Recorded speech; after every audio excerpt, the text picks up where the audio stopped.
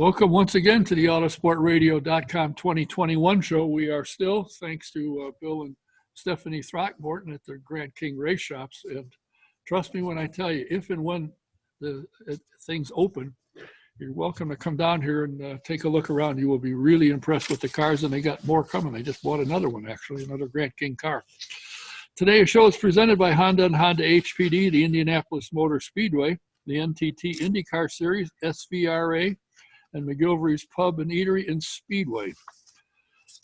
Everybody loves to go see a dentist. It's oh goody, I get to go today. Well, I'll give you a place to go that you will say that. It's the Indy Dental Group. Indy 500 veteran Dr. Jack Miller and his wife, Dr. Liz Lewis, have one of the highest rated dental practices in the state. So if you need dental work or you think you might, or it's time to get a cleaning, call them up, make a reservation. An appointment. The number is 317-846-6125. And if you have computer problems, and I had a dandy, the place to go is the A Plus Affordable Computer Doctor. The doctor is Steve Freeze. I had a problem where I lost my email completely. Everything disappeared. A couple of hours work, and he found it all and bought it all back again. So I highly recommend. In fact, somebody called me and said, I got a problem. Do you recommend? I absolutely. Call Steve Freeze. Tell him your problem. If need be, he'll make a house call. Number is 317-328-0766. And if you've ever wondered, gee, why would anybody want to drive an open wheel race car better than 200 miles an hour? Well, why don't you find out by taking a ride yourself? The Indy Racing Experience is the home of the two-seater. And you can take a ride and you'll see just exactly how exciting and how fun it is. You can go to IndyRacingExperience.com and look for a date that they'll have upcoming where you can get to it and make book a ride. But in the promo box, put DK1 and you get a 50% discount. Or you can call the office, 317-243-7171, and ask for Shonda. If you are a Trans Am fan or a vintage car fan, you need to subscribe to the Speed Tour magazine at SVRA. It is a spectacular magazine. Great stories, great pictures, and in fact, it even tells you some of the places to visit when you go to their various events. Just go to svra.com and subscribe to Speed Tour magazine. While you're there, look at their schedule for the upcoming season, this year actually, and you will be impressed. And they've got some new things upcoming. They're just still moving on, picking up new sponsors and stuff. It's a great series. You'll enjoy it. And if you're into Trans Am, it's back. Every so often, we need to update our insurance for our car, our home, or our commercial property. The recommendation that most of us that have been listening to me and have gone to is the VP Insurance Company located at 5004 West 16th Street in Speedway. Give Mark Pardee a call. Tell him what you need, and he'll tell you what he can do, and you'll probably find you get better coverage for less money. We have. Number is 317-248-0070. Do you own a vintage car, sprint car, Indy car, midget? You'd like to have it restored, updated? You can do that. The Grand King shops can help you. And if you're looking at, you have a vintage Indy car or would like to get one, they can help you with that too. So give them a call, tell them what you're looking for. Number is 317-820-3595. My guest today is a gentleman who's been a journalist, a motorsports journalist for better than 30 years. He has, to his name, 12 books. Some of the ones you may be familiar with are about some guys by the name of Vukovich, Hurtubise, Troy Ruttman. And he's also got a book called Dirt Road to a Silver Crown. It traces the 1971 to 1997 in Silver Crown, driver history and all kinds of things. You really enjoy it. Please welcome my friend, Mr. Bob Gates. And Bob, thanks for joining us today. Even though it's snowing, you probably don't want to be out anyway. No, this is perfect for this time of day. Thanks for having me, Don. What got you into motorsports? Did you ever drive? Did you ever want to drive? Well, what really got me into motorsports is just growing up around Indianapolis and the Indianapolis Motor Speedway. I always lived south, but I can remember going there when I was a very young kid. My dad, probably in 1950, 1951, when Wilbur Shaw and Tony Hallman built the first big steel and concrete grandstand at the Speedway, Grandstand A, they called it then. My dad worked with the construction company that built that. So my mom would take us out to my dad at lunch. We'd have a picnic lunch and watch the cars practicing. And I can barely remember that. So I grew up with the Speedway, Indianapolis 500 ingrained. And then you asked about driving. A little later on, I did get into go-karts, racing primarily down at Whiteland. And when I was in the service station in England, in the town I lived there, Ipswich, believe it or not, they had an oval racetrack that they ran what we would probably call here back then, especially jalopies, or just kind of a modified stock car. So me and a buddy, we bought an old car and kind of tore it down, lightened it up, and kind of played around with it some. But even then, even over there, dollars is a big key to any type of racing. And we were just a couple of poor airmen, so we didn't have a lot of money to put in it. Later on, I did run go-karts again back in the 80s. So that's my involvement with driving. But I just grew up loving auto racing, to be quite honest. You graduated from college, I assume. No, I did not Oh, graduate. you didn't?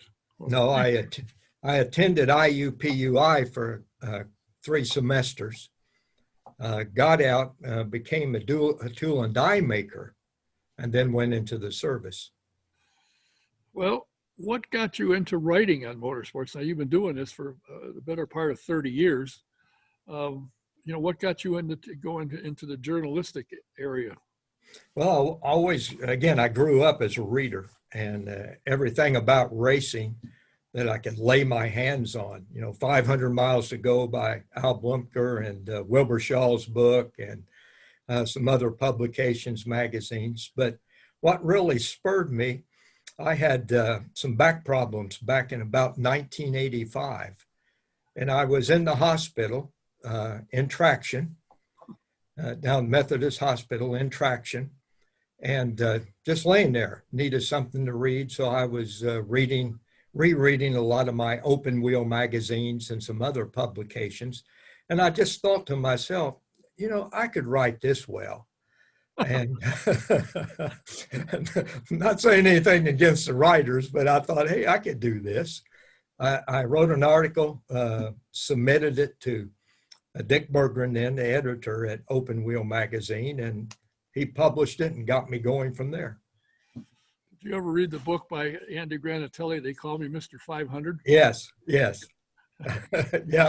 that was another one I read. I communicated with him. I got to meet him. I won't say I know him, but I knew him well enough that when he was shooting a commercial one day, he invited me up to watch. I didn't live that far away from him, but Bill Drudge, his PR guy, wrote the book. Actually, I think Andy just signed the bottom of it. Right, probably so. But it was an interesting book. Now, when you write a book, and probably one of the more renowned, or well-known and renowned one is the one you did on Bill Vukovich. What does it take you to research so when you write a book, you don't have somebody in there saying, "Oh, this is not true"? How much time and where did you go, and how did you go about getting the information to put a book together? Well, normally it takes about a year, a little over a year, to research and do a book. That's been my experience. Now, the Vukovich book, I grew up, again, as a kid. I can't say I ever saw him raced, but I do remember him dying at Indianapolis in 1955. I was probably 8 years old. But I was always fascinated by him. So through the years, anything I could find, to read about him, I latched onto it and saved it. So in effect, I was doing research back then.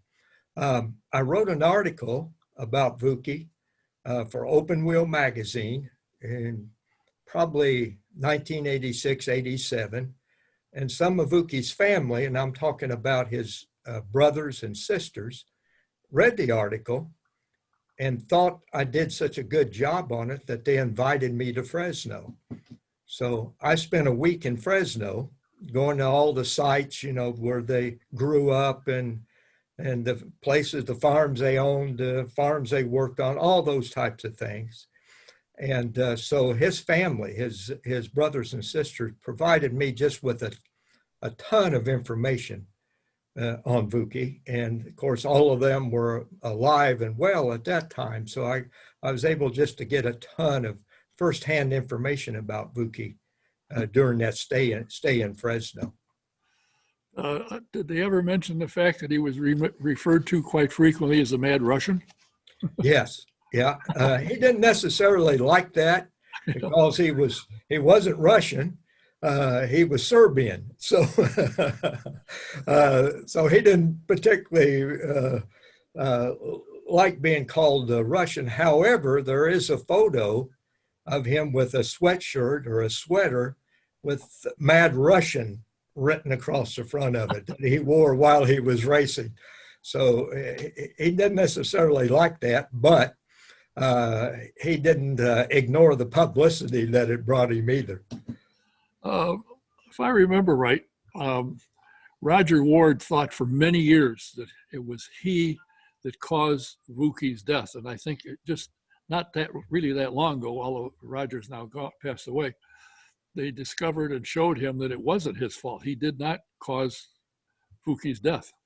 Yeah, it was actually a broken spindle, a broken axle on Ward's car that started the accident. Right.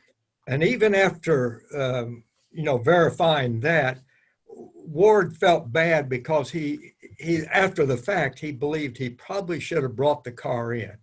He said he could feel the vibration in it and knew he had a problem. But of course, in those days, just like today, if you pitted, out of sequence or added any extra pit stops, you were out of it. You didn't have a chance to be competitive. So he kept racing. And he always felt as if he'd have made that pit stop, possibly he wouldn't have started that particular accident. Now, there was a broken axle. What would they do on a pit stop? They couldn't see a crack, a minute crack in the axle. So they would have probably just changed tires and sent him back out. Right. So really, he wasn't responsible for it. Yeah, but for a long time, he thought he was, and it Oh, yeah. Well, as you probably know, it's a well-known story, he spent the night of that 500 sitting in the grandstands, just mulling over his life, the accident, and mulling over whether he wanted to continue racing or not. He had a kind of a wild reputation. For those of us who know Roger in his later years, that's hard to imagine, but he was quite the womanizer, the partier. And, he decided then, after sitting all night in the grandstand, that he was going to have to change his life around and get serious about his racing. And I asked Roger about that, probably a couple of years before he passed away.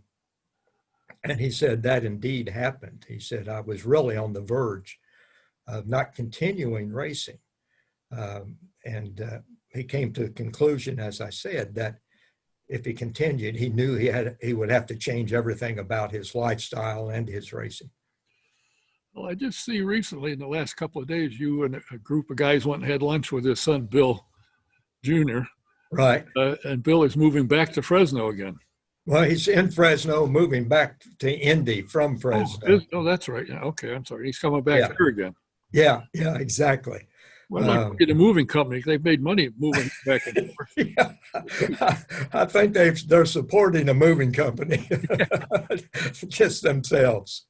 We sent him off about a year ago, and now he's coming back. It's like a bad penny, keeps coming back.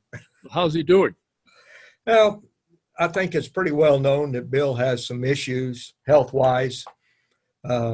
He's not in the best of health.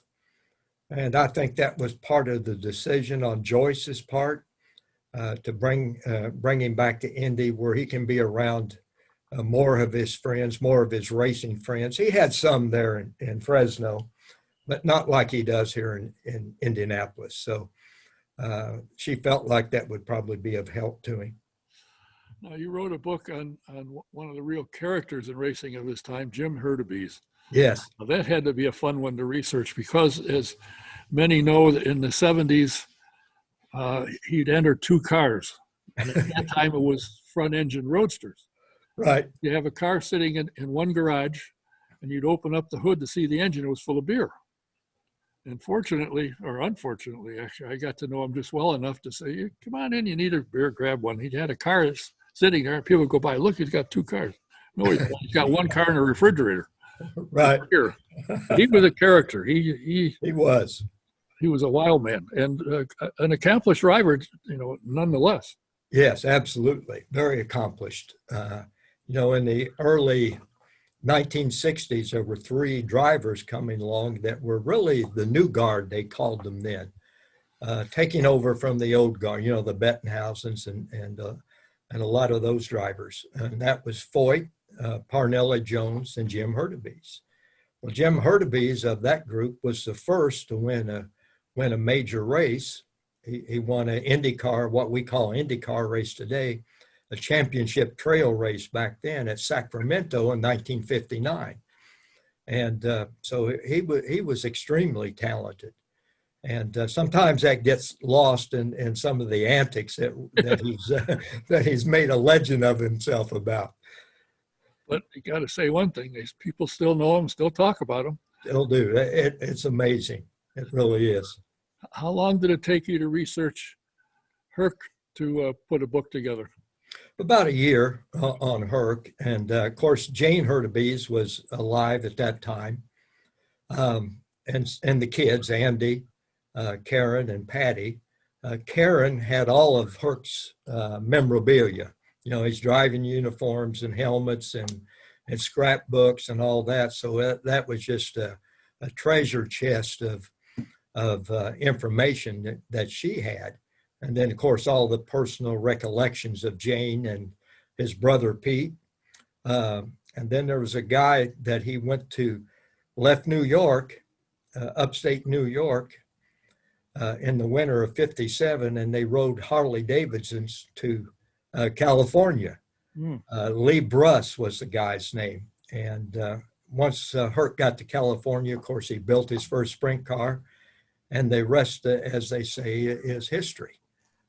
Lee Bruss, interestingly enough, went on to become a high executive at the 3M Corporation and actually has several white papers, as they call them, to his name for the industry, the adhesive industry. But him and Jim Hurtubise made that trip from New York to California. Well, who else would ride a motorcycle to California from upstate New York? Yes, that's right. The Silver Crown book is kind of interest from 1971 to 1997. You have histories of the drivers, of the events.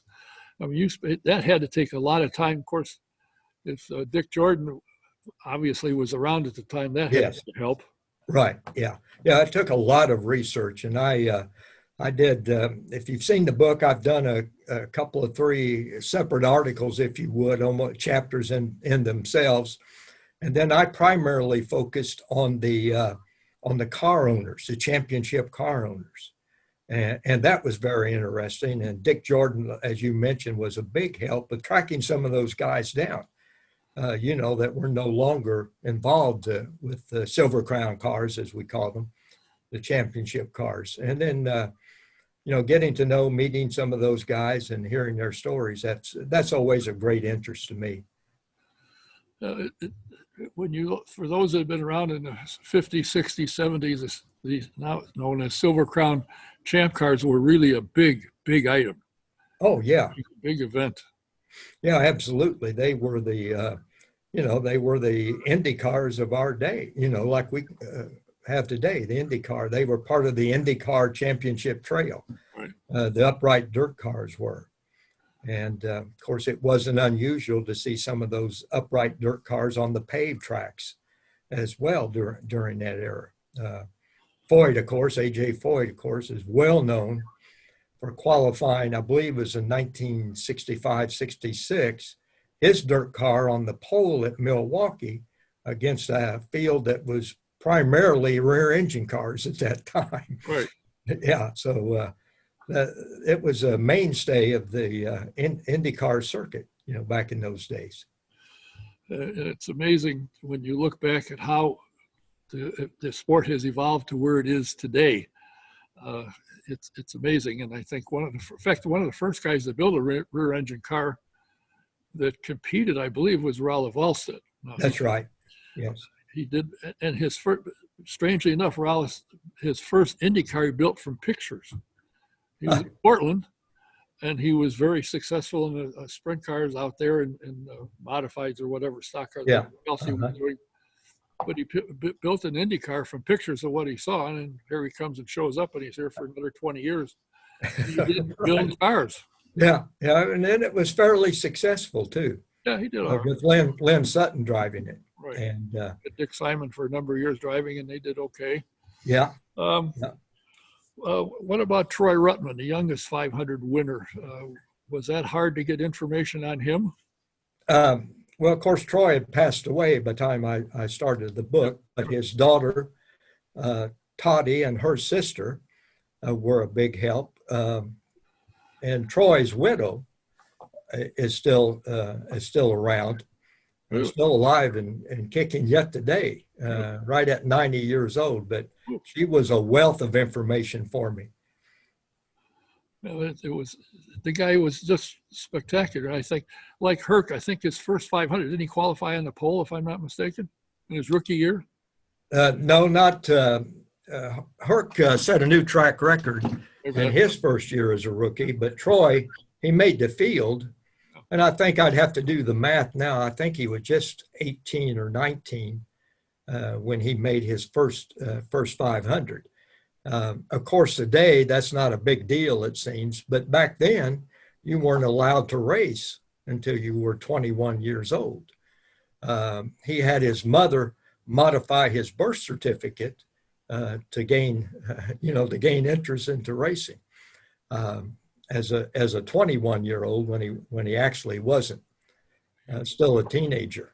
That's why he ended up driving for J.C. Agajanian, but he drove for Tom Malloy in the sprint cars for several years, and then had a couple of different rides at Indianapolis before he hooked up with J.C. Agajanian. That's because J.C. knew he wasn't 21 years old. Aggie didn't tell anyone. He didn't write him out, but he would not let Troy drive for him until he turned 21 either. Now, one of the things you're involved in is something that's very current and doing extremely well. You're a board member of IRMA, which is the Indianapolis Motor Racing Association that honors primarily drivers and car owners, mostly within IndyCar, but it seems to be doing extremely well and growing. In fact, if I'm not mistaken, Dr. Mark Eutzer has said you've been contacted from Europe that they would like you to do some things for the Formula One people. Yes, that's right. Yeah, that's been very successful, very well received. COVID has slowed us down some. Yeah, true. But just recently, Kevin Olson, he's a nut anyway, but an excellent driver, contacted us and wants to do a marker for Bob Tattersall. And that'll be over in Bob Tattersall's hometown of Streator, Illinois. So that falls in line with what we've done with IRMA. We've expanded it already to a nationwide thing under the auspices of IRMA. Right. The American Racing Memorial Association. And with that, we've done one for the Bettenhausens over in Tinley Park, for Johnny Rutherford down in Texas, for Vukoviches in Fresno. That one was very well received. And now we're working on this one for Bob Tattersall over in Illinois. Didn't KO said he'd like to have one for himself? He didn't bring that up? No, he didn't mention that. However, KO is on our list of guys that's well deserving of one. And so we would, of course, like to work towards getting him one. There's several here in Indiana that we're working towards as well. Bobby Grimm would be one up in Coal City. Kenny Irwin and some others. we've been working with the town of Speedway, and what they're considering is doing a group of our markers, if you will, up and down Main Street there in Speedway. Put it on either side of the Allison one? Yeah, it would be in different locations up and down Main Street. That's what we're working on now.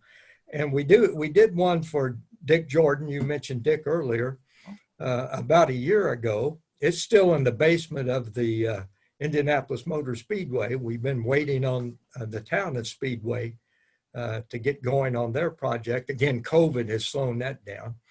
We have one for Howdy Bell. We have one for Bill Marvel. I'm sorry, you have one for who?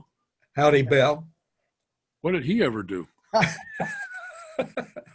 Well, you extolled his virtues at its unveiling. Yeah, that's true. And we do have one in the works for Bill Marvel, Right. who just passed away. We had that started before Bill passed away. Well, at least he could have done is waited. Yeah, he was trying. I'll tell you that. Oh, I'm sure. It's an interesting idea that the two guys came up with, Dr. Utzler and Brian Hassler. Mm-hmm. This thing has really taken off and garnered a lot of attention. And Yes, I know that yes. for the most part, you guys, when you first started, had to go out and knock on doors to try and get the funding to start off with. But now it's not quite that difficult, although nothing's easy when it comes to No, nothing's that easy. No.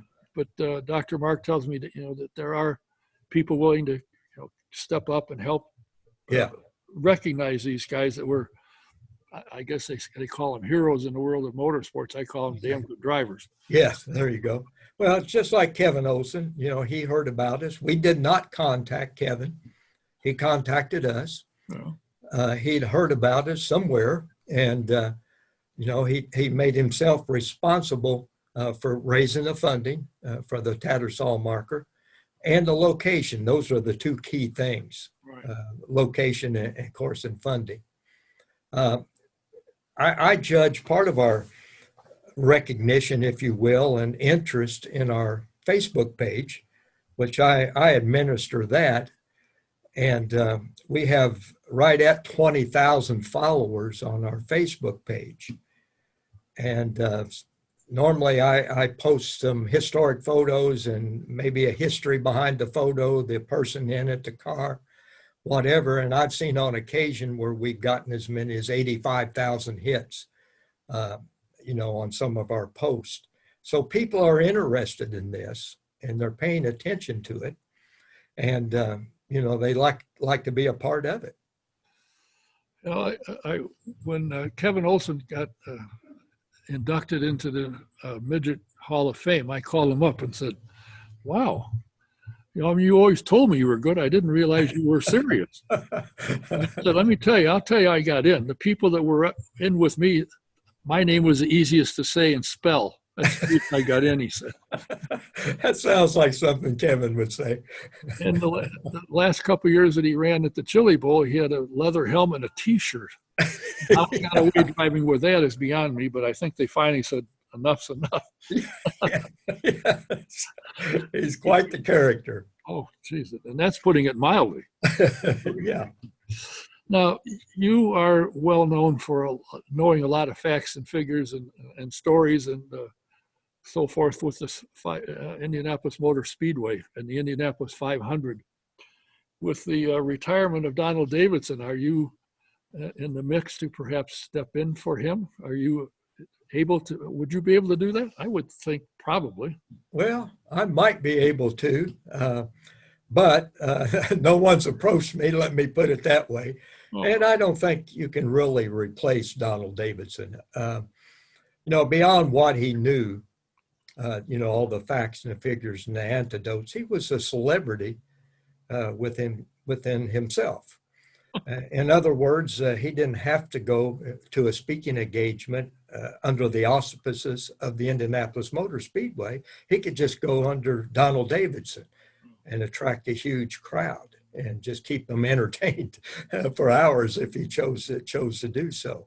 So they, and we always say that when a person of importance retires, oh, he'll never be replaced.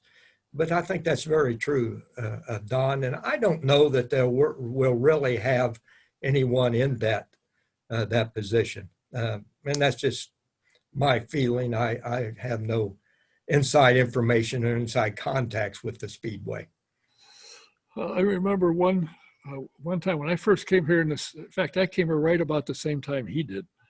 And the story of how he did it was amazing. In fact, he was here, the Grant King shops, before all this shutdown took place, would have speaker series. Uh-huh. And he was here one night. You may have been here that night. And he started talking about his younger days, what he did. And he was a movie projector operator for a theater. Uh-huh. And then when I think it was Frank Sinatra came to town to that theater, they gave Donald the spotlight. And he worked the spotlight on Frank Sinatra. And Right. Frank came back and looked him up and said, that's the best job with a spotlight anybody's ever done. You always lose me. He never missed a second. And he was kind of thrilled. That's neat.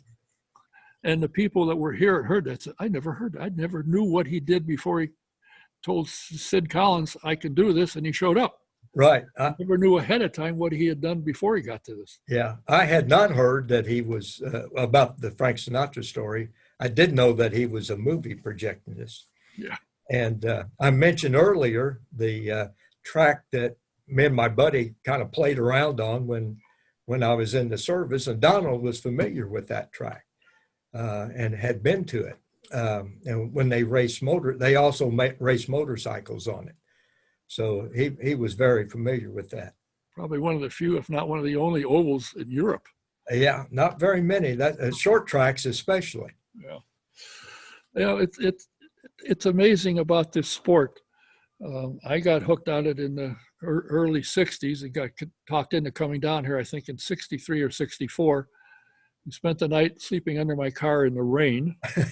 Yeah. The two wives were in the car and they didn't realize it rained until we got up soaking wet. I didn't want to go. He said, hurry back after the race or the beer will be gone. And they talked me into going and I'm still here. And it was either 63 or 64.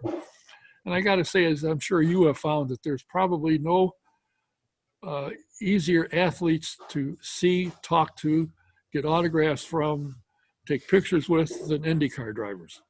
They're accessible. You can get into the garage area to see them with certain credentials, of course. Mm-hmm. But to me, they're a completely different breed than the other professional sports, in my opinion. Yeah, they're very very concerned about the fan. Very concerned about putting on a good show for them. Also, they go out of their way to connect with the fan through these autograph sessions and being willing to stop and sign an autograph and take some time to stop and talk to a kid. For instance, I remember once I practiced at the Speedway and when Eddie Cheever was still running.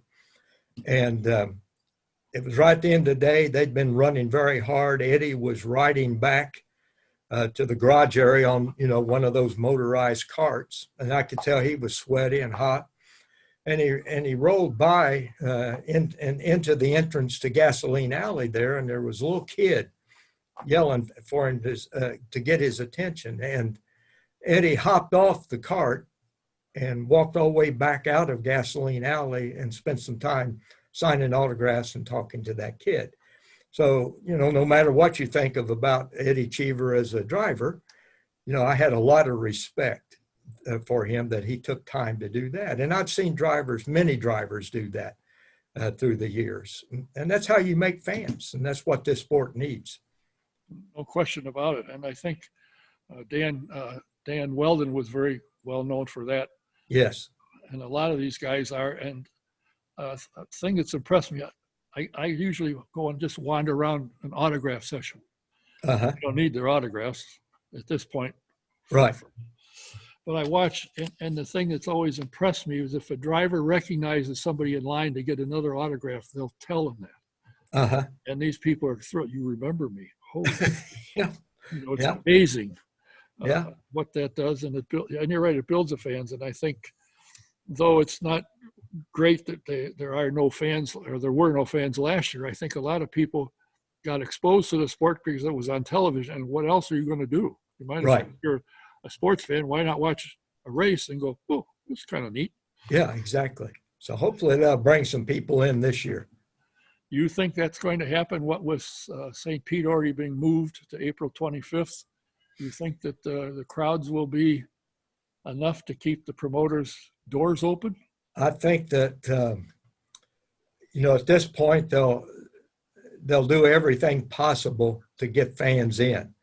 And I know Roger Penske, of course, wants to run the 500 on the date it's supposed to be ran and with fans. Now, again, I have no inside information on that, and who knows what might happen with this whole COVID thing and the restrictions. But we cannot have another Indianapolis 500, without fans, for a lot of reasons, not just the income that's lost, but for the momentum. Running the 500 on a certain date or any of these other races on a certain date builds momentum for the next year, the next season, the one after that.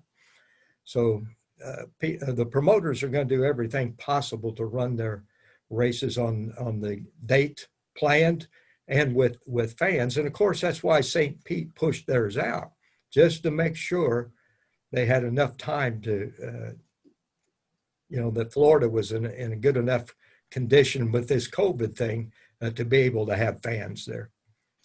Well, I appreciate your time, but I've got a suggestion for you. And I bet you've already thought of this and maybe working toward it. Is a book on Donald Davidson. Yeah, that would be a good book. I don't know if Donald would be as humble as Donald is. He probably wouldn't want that, but who knows what might happen. You might be sitting at home and say, heck, I could have Bob Gates come over and visit me every so often. There you go.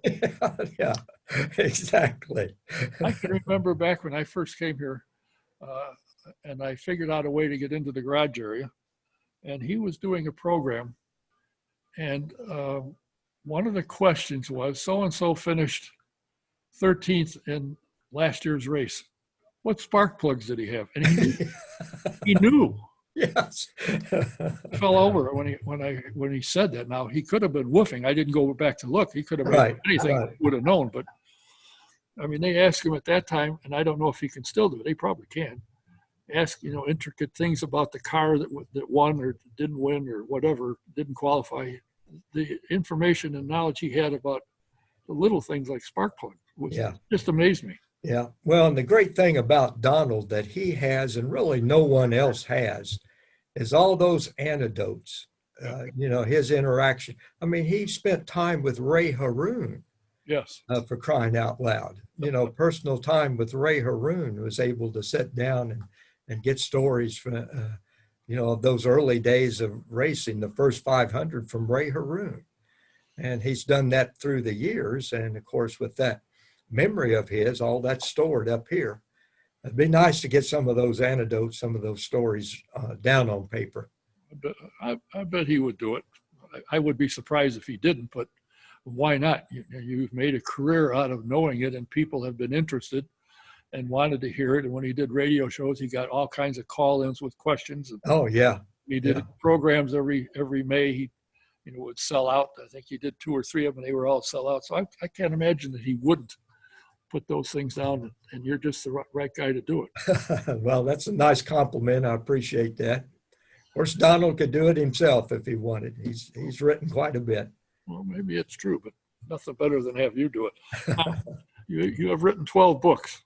How does one search them out? You want to read about Vuki, you want to read about Herc, you want to read about Troy Ruttman or some of these other, the Silver Crown. How do we find your books? Well, the best thing to do now, the Troy Ruttman book, Toddy Ruttman, who's on Facebook, that's the easiest thing for people. She has the books available, and she'll sign them. So you could get an autograph from Troy Ruttman's daughter if you got a book from her. The book, I did the book with Bill Shaw, a redo of Wilbur Shaw's great book, Gentlemen, Start Your Engines. And we added about 14, 15 chapters to it and a lot more photographs. That one's available through Coastal 181. And then most of the other books are out of print. However, you can find them on eBay and other places on the internet. People will just have to do a search. You know, some of them are going to a pretty high price, which I guess that's a compliment for me, even though I don't get any of that. Why not? You wrote the thing. I know, but some of the Hurtubise books are going, first printing of the Hurtubise books I've seen for 150, as high as $150. I don't really want someone to pay that much for it. Keep looking on the internet and you'll eventually find one cheaper than that. So if somebody has a book for 150, like Tony, is she selling, making the money, and you wrote the book? Well, in Tottie's case, she just sells them she serves as a retailer is what she's doing. Okay. She wants to promote her dad, and I get a percentage of that through the publisher. All right. Well, I tell you what, it's very interesting. I appreciate your time, the things that you've done and written about and seen and talked about and promoted. I think for motorsports and IndyCar in particular is spectacular. I think what you've contributed to the sport is super deluxe, and we wish you nothing but the best and continue. And incidentally, I want to give you my condolences on the loss of your wife. I know that was a big project that occupied a lot of your time for quite a while. Yes, it did. And didn't survive.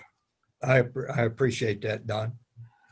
Well, listen, I'll be watching and listening for what happens. Dr. Marco had me some line of hooey, no doubt, but to see what's going on with IRMA and keep up with it. And it's a good job. And I see that when they put up a plaque, that the story that's written there is by you. All 15 or 20 lines. It must take that one. That is hard to do. Yeah. Very tough. All right, thanks for your time, Bob, and enjoy it. And I hope people will look up books by Bob Gates. There's some good ones and interesting reads. So thanks for having me. And we'll talk to you again real soon. Take care. My guest has been Bob Gates. If you haven't read his books, look them up. They're available. Some of them are out of print, actually, as he said, so you got to go to eBay and various places, but you can find them. We have some other programming upcoming, so hopefully you'll come back and watch. From now, this is Don K saying until the next time, thanks for watching. See you again.